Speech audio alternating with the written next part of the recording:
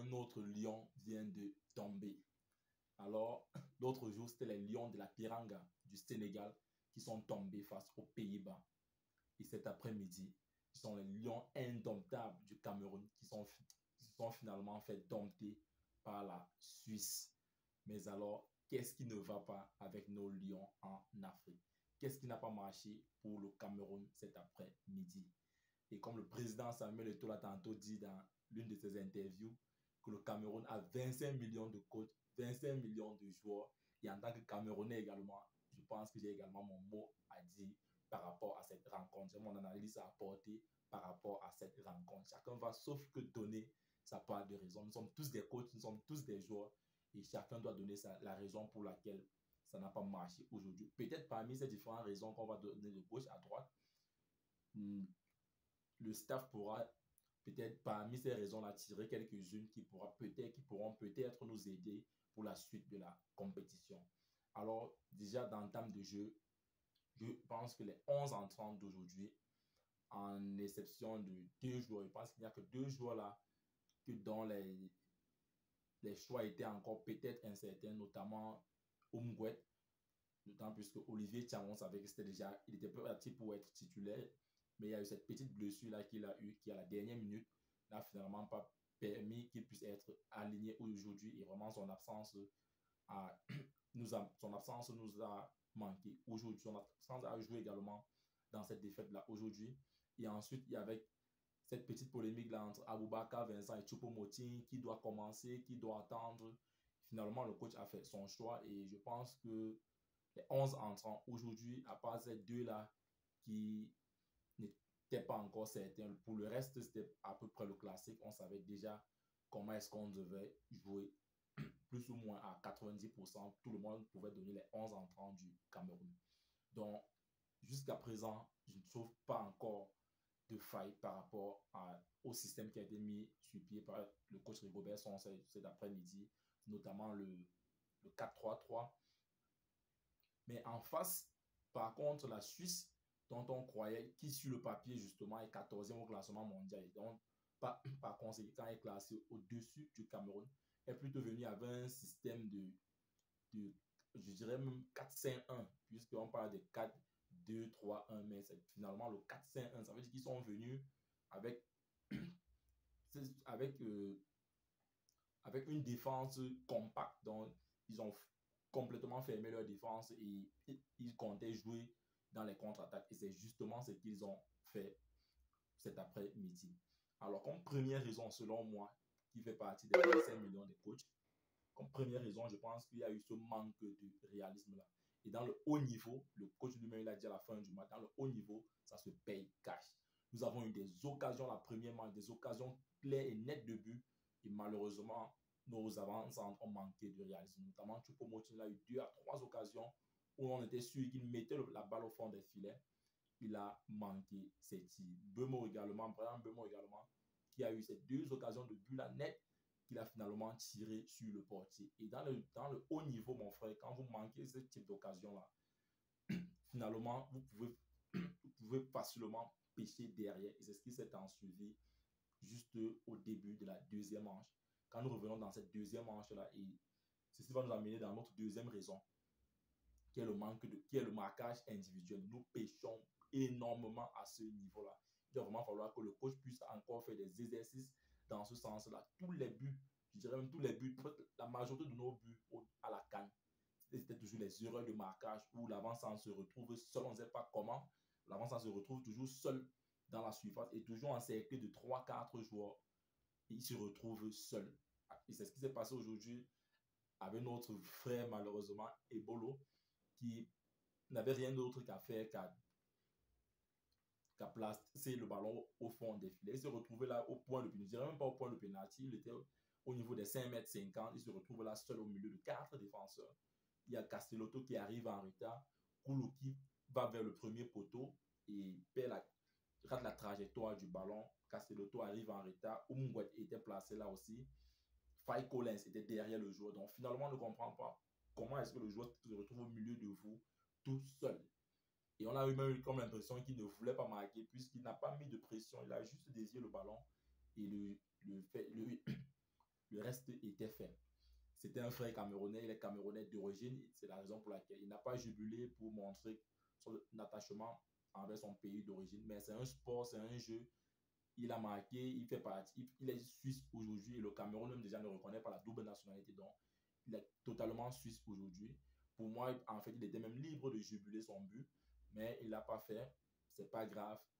Mais ce qui nous fait le plus mal ici, c'est le fait d'avoir encaissé un but dans cette position-là où un joueur se retrouve dans les 5m50 tout seul. Ce problème d'erreur de marquage là, vraiment, les gars, le staff, vous devrez revoir cela.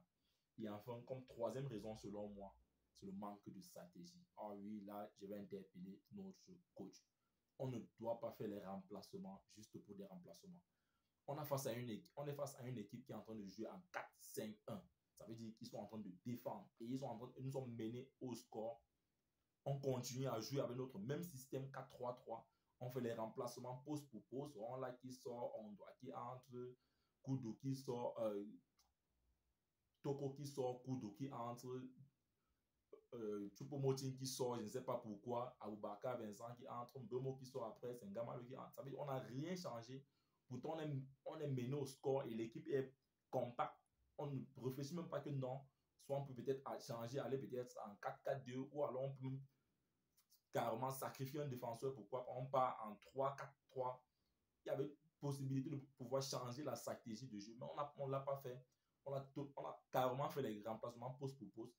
Et je vais interpeller ici notre manager sélectionneur. Ce n'est pas une obligation que tout le monde doit à tout prix jouer. Non, non, coach.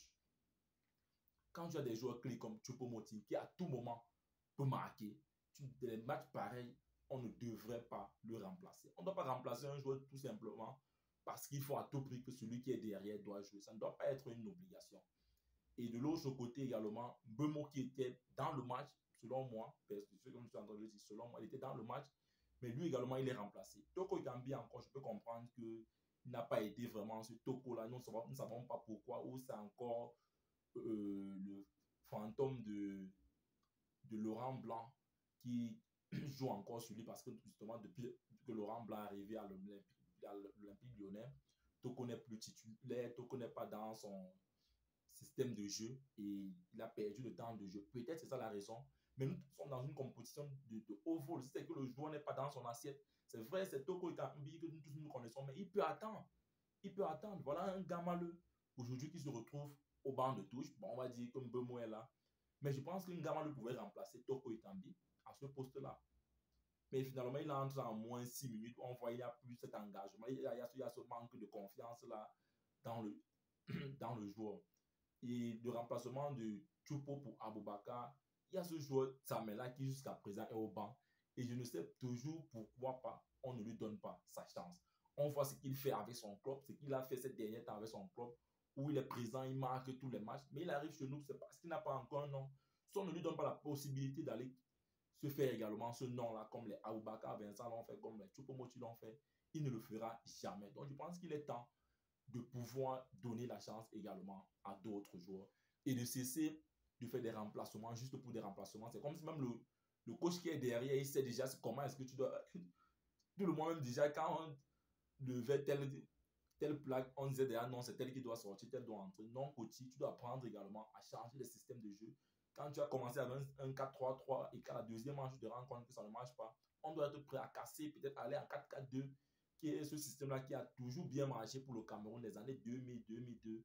Nous avons vu ce système-là marche très bien pour les pays africains, je vais le dire comme ça, entre guillemets, parce que notre foot jusqu'à présent n'est pas encore ce foot fluide et rapide, là, comme on le voit avec les pays européens.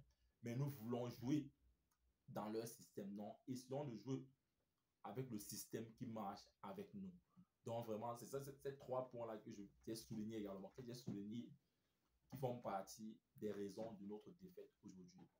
Mais alors, la question dont on se pose en ce moment, est-ce que nous pouvons encore nous qualifier?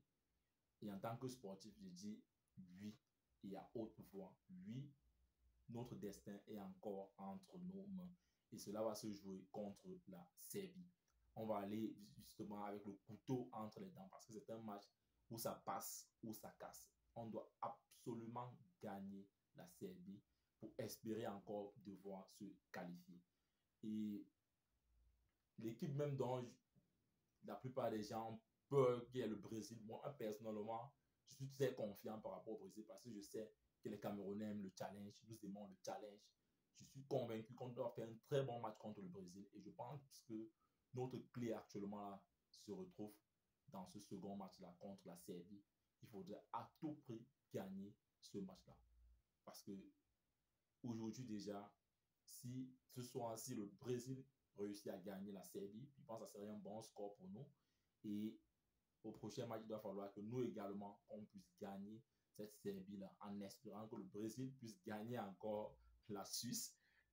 Quand on perd déjà un match, on est obligé d'entrer dans les mathématiques et on n'a pas le choix sur le sport, sur le foot, qui a ses règles et on doit marcher selon ces différentes règles. Dans la poule, c'est un jeu à 3 points. Donc, il est important que nous puissions maintenant essayer de voir quels sont les moyens possibles. Donc, actuellement, là, c'est une victoire face à la Serbie. Ça passe ou ça casse, tout en espérant que en allant jouer le Brésil au dernier match, le Brésil sera déjà peut-être certainement qualifié et doit peut-être préserver certains joueurs pour le prochain tour. Et en ce moment-là, il doit falloir qu'on aille arracher notre qualification. Je crois encore à cette qualification-là.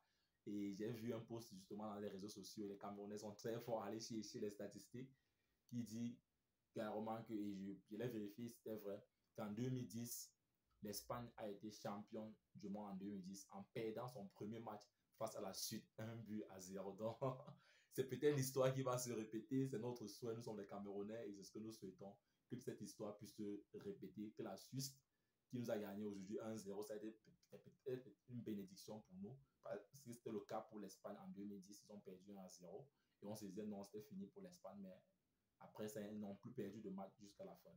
On le rappelle encore, c'est une compétition à 7 matchs. On a perdu le premier, on a encore 6 matchs devant nous. Et pour pouvoir avancer maintenant, il doit falloir à tout prix gagner. Alors dis-moi également en commentaire, que tu sois camerounais ou pas, quelle est ton analyse, quelle est l'analyse dont tu fais par rapport à la défaite des Lions indomptables cet après-midi.